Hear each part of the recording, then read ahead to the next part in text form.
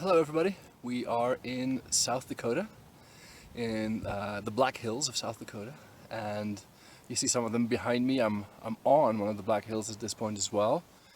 It's a little evening kind of atmosphere here, really nice and calm, beautiful place. I'd really recommend you visit it one day.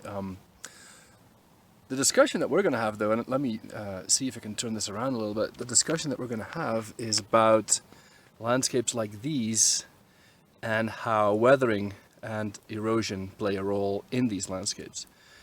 The rock type here, and you see it also in front of you, but the same goes for the mountains in the back, is granite.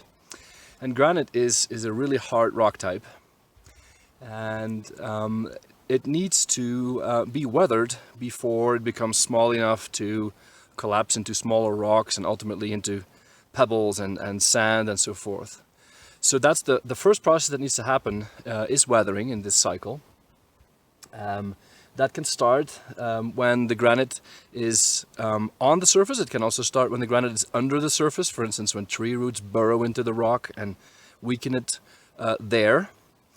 And when we in that way produce a softer material, then at some point we're going to see cracks. We're going to see the rock damaging. If you look over here, where that tree recently fell, you see quite a bit of damage to that hard rock there, and so that rock is on its way to being completely weathered and available for transport down slope. And that transport down slope is what erosion is.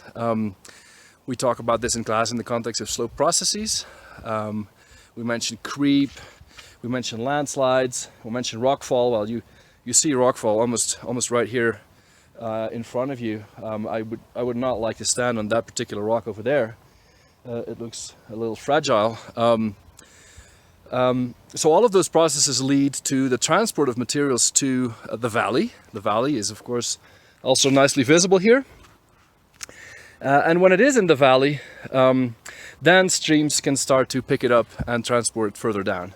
Only when it's small enough, of course. And so you don't really see it quite well, but of course there's a stream in this valley going that way beyond the campsite, and bringing this material further and further away.